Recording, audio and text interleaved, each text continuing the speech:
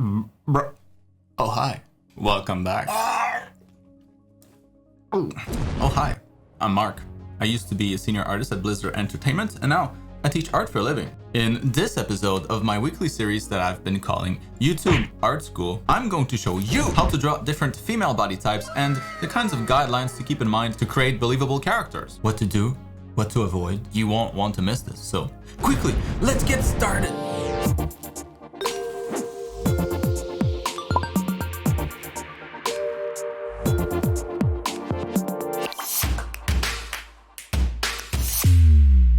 Alright, class is in session.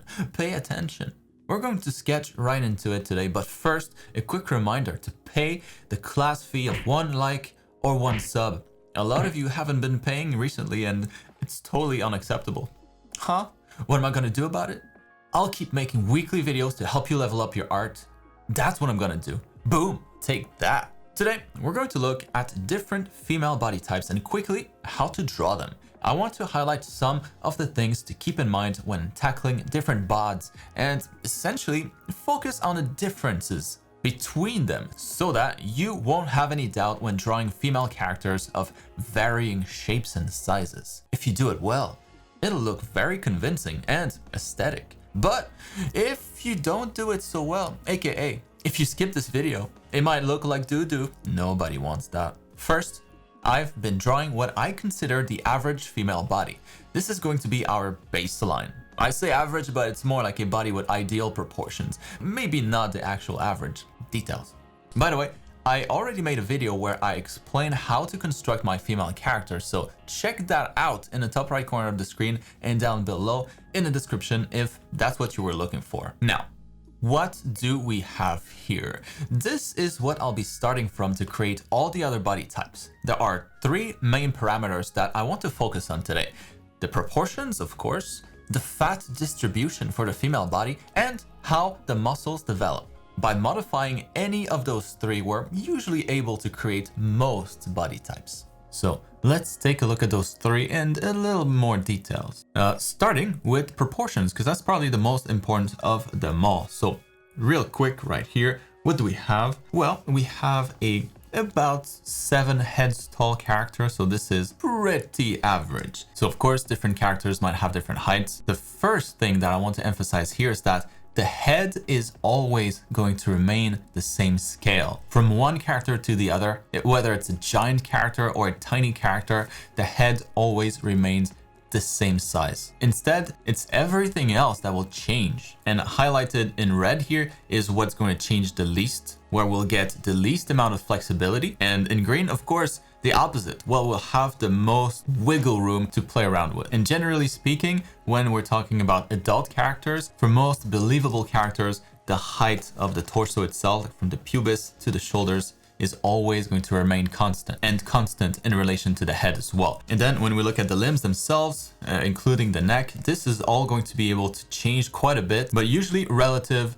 to one another. So let's say the hands, or let's say the arms get longer, the legs will also get longer. It would make for a very strange character to have the legs shrink, for example, and the arms remain the same length. Same idea with the length of the feet and the hands. All right, now we'll take a look at the muscles a little bit later, but first, let's take a look at how the fat is distributed on the female body, because that's going to be the next character that I draw. So in most places where you look online, this is going to be the typical distribution. Female bodies will typically accumulate most of the fat around the hips area and the glutes, so mostly bottom heavy, whereas a male character, for example, would accumulate most of the fat around the gut. That's also true for females, but a little bit less. It's a little bit more centered instead of it going all around the stomach. The inside of the legs and the crotch area will also accumulate fat, also around the triceps, making the upper arm a little chunkier, and in the breasts. Now, of course, we're generalizing a lot here. As you know, there are a ton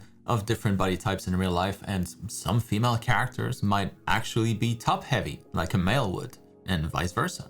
But for simplicity's sake, and to make it easier to remember, females get bigger hips and males get bigger guts. As you can see here, I'm not only adding fat around the fat areas I just mentioned. Fat can accumulate everywhere on the body. Those regions were just where it accumulates the most. For that reason, my curvy character here has gotten a little fatter all around.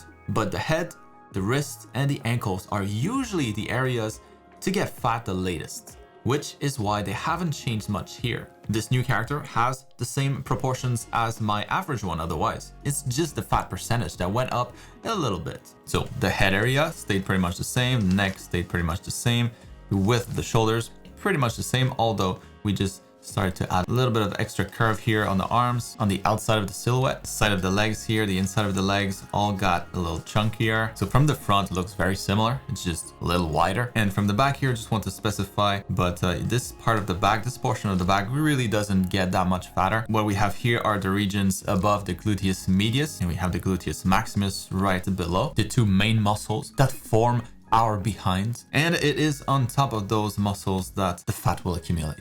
I had the same representation here on the base version, and those spheres, those ellipses just got bigger. That's how you add curves like a pro. My drawings are definitely a little more realistic than they are stylized, but for more stylized characters, the main difference here would just be that it would have fewer details, less anatomy information. Anyways, moving on to the muscle lady, an Amazon or just a tall muscular woman. Proportion wise here, we're still very close to our base model. This time here, the difference will mostly be the muscles she's packing. Women can't naturally put on a lot of muscles, even if they spend all day at the gym. So the extra body mass here won't be anywhere near what I would draw for a muscular man, for example. But females do more easily than men develop their thigh muscles for some evolutionary reason. Thighs and glutes, actually, those can get pretty big naturally, and that's what I focused on for this drawing. And then I just added a bit less muscle everywhere else. A ratio to be careful with here would be the width of the shoulders versus the hips. The wider the shoulders, the more manly the female character would look like. And as a rule of thumb, I never draw shoulders that are wider than the character's hips. Well, almost never. Here, they're the same, so I'm playing with fire. Also, she does look quite masculine, so here we go. That proves it. Nothing a cute face and feminine haircut can't fix though. Alright, so for the fourth body type, we'll leave the muscles and the fat alone and focus only on proportions, basically making a really tall character. Tall and kind of skinny, similar to a model's body type maybe. Keeping the same torso and head ratio more or less, we're just going to be stretching the neck, arms, and legs. That's it. Right away, the character now just looks taller, but not broken, because we're only changing the green regions we looked at earlier. Wow. By the way, if you'd like to watch me draw these a little slower, I recorded everything in 60 frames per second, so you should be able to slow down the video to 0.25 and it should still be watchable. But yeah, there she is. So taller character, muscular character, base character, curvy character. Now I just want to prove that the torso here, the torso ratio remains constant all the time. Boom. For the muscular one, for the tall, slender one, still maintained. The only thing that changed really were the legs and the arms and the length of the neck, like I said. For the curvy character, boom, fits also. The fifth body type will be that of a child. So we saw what happens when we add more fat, when we add more muscles, and when we stretch the limbs. Now, let's see what happens when we scale everything down and only maintain the size of the head to make a younger character. This one will be a little bit more unique in that we'll have to do a little bit more than just scaling down the base body while maintaining the size of the head. We'll also have to make the limbs a bit shorter than how I've drawn them for the adult body types, and we'll also have to scale the feet and the hands up as well. In this case, breaking the rule that I've set at the beginning where the limbs should be scaled down or up as a whole. With that said though, it's only needed for younger characters or any character that needs to look small and cute. The rule would still apply for most adult characters. But yeah, that's it. If we just make those changes, you should end up with characters that look like young kids. And then finally, let's take a look at one more. What the hell? One more character, but this time a little bit more stylized, to see what kind of result we can get by following those same guidelines for adult characters. For this one, I'll be shrinking down the character as a whole, similar to what I did with the child, while also maintaining the head size. I'm just not scaling it down as much. But I will be scaling down the torso more than the limbs, which should give us kind of like the body of a very short, stylized lady. Maybe kind of going towards a chibi character, but while still maintaining more realistic anatomy because that's what I prefer. And then there you go. She's going out shopping for some clothes, probably. And there we have it. This is going to wrap up this short class on female body types. These are the guidelines that I keep in mind for my characters, and I think it's a foolproof way to get a ton of variety in your characters while making sure they always look right. I hope you have fun playing around with that stuff. It's not my taste, but you can definitely push things a lot more than I did if you prefer more stylized figures. It should still hold up just as well, like you saw in that last example. And then one last thing, it's my birthday, so like every year, I'll be running a short sale on my entire QBrush store for 40% off nearly everything until next Saturday. That's it, just check it out if you've been meaning to grab something. I'll buy myself some cake with the proceeds. I hope the video helped. If anything, I hope it was at least entertaining to watch, and I will see